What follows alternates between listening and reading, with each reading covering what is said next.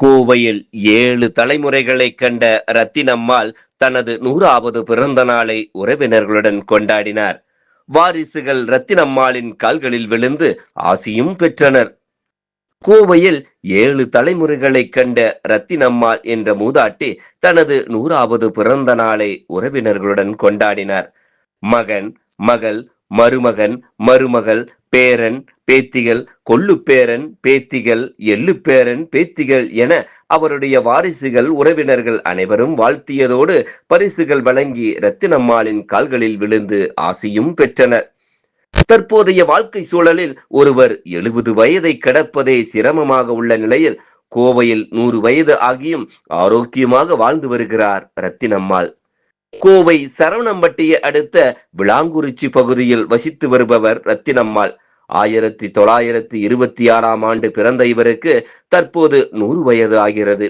இவருக்கும் கிருஷ்ணசாமி கவுண்டர் என்பவருக்கும் திருமணமாகி 4 குழந்தைகள், 7 பேரன் பேத்திகள், 8 கொள்ளு பேரன் பேத்திகள், ஒரு எள்ளு பேரன் ஆகியோர் உள்ளனர். இந்த நிலையில் தனது 100வது பிறந்த நாளை அவரது வாரிசுகள், உறவினர்கள் மற்றும் அக்கம் பக்கத்தினரை அழைத்து விழாவாக கொண்டாடினர். இதில் கலந்து கொண்ட அவரது வாரிசுகளான மகன், மகள், மருமகன், மருமகள், பேரன், பேத்திகள், கொள்ளுப்பேரன், பேத்திகள், எள்ளுப்பேரன், பேத்திகள் மற்றும் உறவினர்கள் வாழ்த்தியதோடு பரிசுகள் வழங்கி அவரின் கால்களில் விழுந்து ஆசியும் பெற்றனர். இவ்விழாவில் அவரது வாழ்க்கை வரலாற்றை புத்தகமாக உருவாக்கி அனைவருக்கும் வழங்கினர். மேலும் கொள்ளுப்பேரன், எள்ளு பேரன்களுடன் இணைந்து மரக்கன்றுகளை நட்டு வைத்தார். 100 வயது வரை ஆரோக்கியமாக வாழ்ந்தது குறித்து ரத்தினம்மாள் கூறும்போது, முதலில் அசைவம் சாப்பிட்டு வந்ததாகவும் தற்பொழுது சைவம் மட்டுமே சாப்பிடுவதாகவும், வழக்கம் போல இட்லி, தோசை போன்ற உணவுகளையே எடுத்துக்கொள்வதாகவும், தயிர், மோர் அதிகமாக சேர்த்துக் கொள்வதாகவும், வீட்டில் அனைவருக்கும் சமையல் செய்து கொடுத்து வந்ததாகவும், அனைத்து குழந்தைகளையும் தான் வளர்த்ததாகவும், தினமும் புத்தகம் படிக்கும் பழக்கம் இருப்பதாகவும், இரவு புத்தகம் படித்துவிட்டுத்தான் உறங்கச் செல்வதாகவும் தெரிவித்தார்.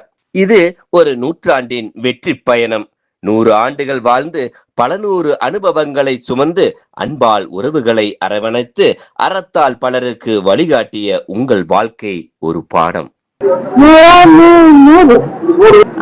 எப்பவுமே சைவம் தான் சாப்பிடுவோம், மட்டனெல்லாம் சாப்பிடுவேன். கொஞ்ச நாள் விட்டாடு விட்டுட்டு சைவ சாப்பாடு தான் சாப்பிடுவது.